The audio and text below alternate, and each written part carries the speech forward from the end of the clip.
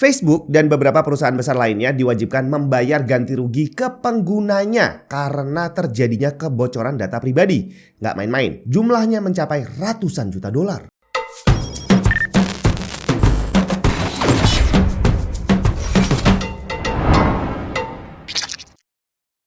Windows kamu masih bajakan? Ganti original, malulah.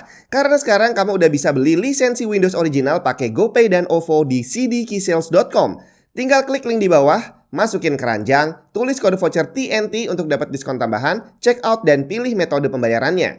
Kalau udah selesai, kamu akan dapat lisensi Windows original yang bisa langsung dipakai untuk mengaktifasi Windows kamu. Bukan cuma Windows, di cdkeysales.com kamu juga bisa beli software dan game original. Link lengkap ada di deskripsi. Halo semua, Jun di mana? Bukan cuma Facebook, ada beberapa perusahaan lainnya seperti ada provider seluler T-Mobile, terus ada lagi Bank Capital One, terus ada lagi Apple.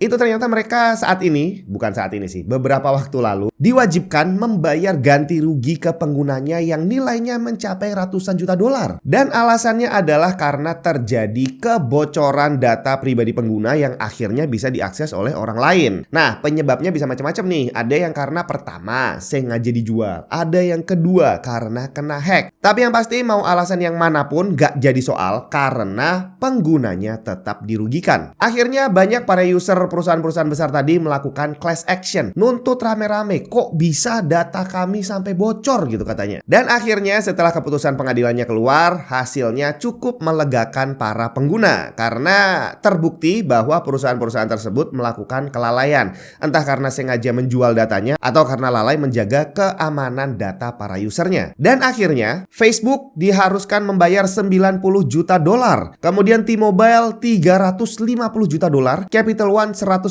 juta dolar, dan Apple 14,8 juta dolar. Tapi apakah hal ini cuma terjadi di luar negeri? Secara masalah berita kebocoran data ini seringnya adalah untuk perusahaan-perusahaan yang ada di luar, bukan yang ada di Indonesia. Jelas enggak? Karena barusan kemarin itu di Indonesia ada salah satu provider internet yang katanya data jutaan penggunanya juga bocor. Dan terakhir info yang saya dapat lagi ada investigasi. Nah, kira-kira gimana? Apakah akan berujung sama bahwa perusahaan itu nanti harus membayar ganti rugi ke kita sebagai pengguna?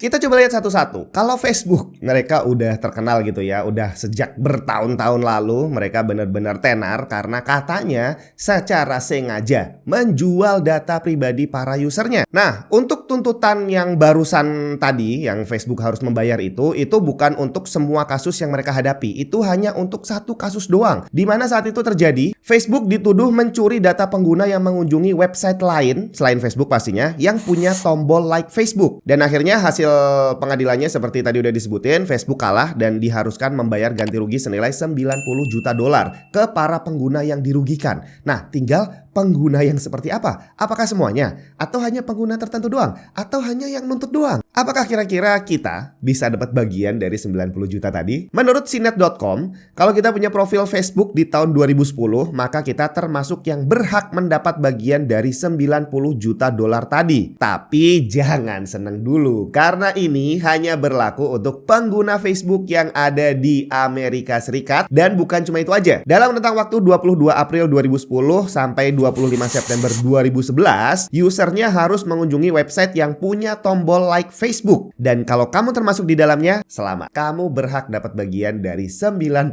juta dolar tadi. Cuma batas waktu untuk klaimnya hanya sampai 22 September tahun 2022 ini. Tinggal dikit waktunya. Masalahnya sekarang, siapa yang masih ingat tahun 2010 kemarin kamu browsing apa? Mau kamu orang Amerika Serikat, mau bukan orang Amerika Serikat, siapa yang nyimpen history browsing dari tahun 2010 sampai tahun 2011. Jadi kayaknya yang bakal dapat bagian dari 90 juta dolar ini hanya orang sedikit. Wah, mantap nih. Mendadak kaya dong. Nah, beda cerita dengan Apple. Kalau Facebook tadi memang dengan sengaja mencuri data penggunanya gitu ya. Dia menanamkan program jahat gitu untuk bisa mencuri data. Kalau yang dilakukan sama Apple berbeda, bre. Dan barusan kemarin Apple diwajibkan membayar 14,8 juta dolar ke pengguna yang dirugikan. Tapi sebenarnya yang dilakukan Apple bukan menjual data pribadi. Yang mereka lakukan hanyalah menyimpan data pelanggan iCloud di server pihak ketiga, bukan di server mereka sendiri. Masalahnya, mereka nggak ngomong sama penggunanya bahwa data kamu disimpan di server luar. Dan hanya karena masalah itu aja, benar-benar bisa jadi kasus yang berkepanjangan. Nah, kira-kira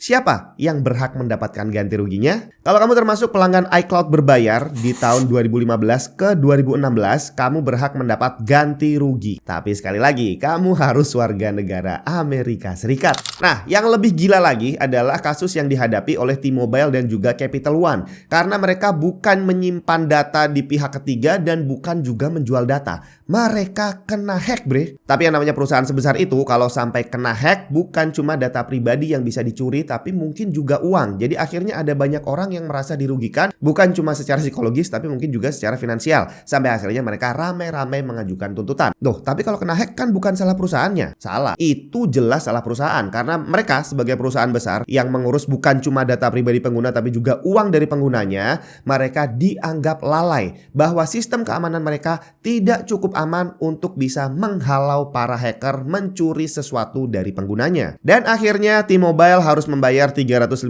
juta US dollar dan Capital One harus membayar 190 juta US dollar. Masalah siapa yang berhak untuk menerima ganti ruginya? Kayaknya saya yakin yang nonton video ini nggak mungkin eligible. Nah, dari sini saya jadi berpikir, apakah di Indonesia sistem keamanannya benar-benar hebat? Sampai akhirnya hampir nggak pernah ada berita tentang perusahaan yang membocorkan data pribadi pengguna atau ada perusahaan yang dihack dan datanya pengguna dicuri gitu ya. Sampai baru-baru kemarin ada yang tadi saya sebutin, ada perusahaan provider internet plat merah yang data penggunanya diambil. Apakah itu hanya satu kasus yang terjadi saat ini doang? Apakah selama bertahun-tahun bener-bener gak pernah ada kejadian yang sama? Dan kira-kira kalau sampai data pribadi kita dicuri, dampaknya untuk kita sebagai pengguna itu apa sih? Apakah tiba-tiba ada orang yang nyatronin rumah kita? Atau tiba-tiba ada orang yang nawarin pinjaman? Kayaknya ada yang pernah kejadian deh ya, salah satu dari itu. Yep, bener banget. Pasti udah banyak yang ngalamin nerima WhatsApp ataupun SMS, tiba-tiba ada orang yang nawarin pinjaman, ada nawarin kartu kredit, ada nawarin asuransi. Padahal kita tidak pernah merasa mendaftar sesuatu untuk bisa mendapatkan tawaran seperti itu.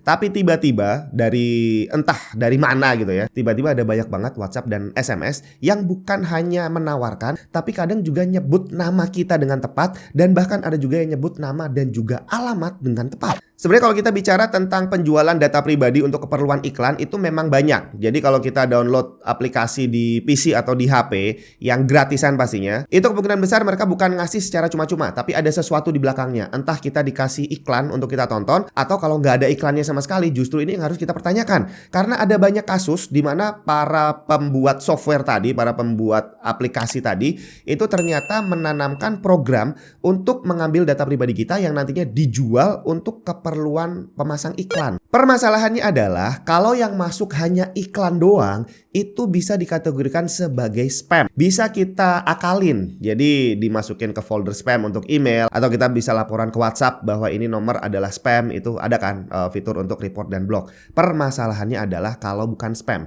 kalau orangnya nelpon atau SMS dan bisa nyebutin nama dan alamat kita dengan tepat, berarti mereka bisa mendapatkan data kita, bukan hanya sekedar nama, tapi data lengkap semua tentang kehidupan kita. Pertanyaannya, dari siapa mereka dapat? Saya pernah dapat cerita dari seorang teman saya yang waktu itu dia beli HP baru, kemudian diisi nomor baru, habis itu dia ngurus sesuatu ke bank kalau nggak salah ya. Jadi saya lupa ngurusnya apa. Nah, nggak lama setelah dia ngurus ke bank, ini nomor nggak pernah disebar ke siapa-siapa ya. Jadi hanya dikasih ke keluarga sama teman deket doang. Dan memang belum sempat disebarluaskan. Tapi tiba-tiba setelah dia ngurus dari bank, balik nggak berapa lama kemudian, ada banyak tawaran yang masuk. Ada yang nawarin pinjaman, ada yang nawarin kartu kredit, dan ada yang nawarin asuransi.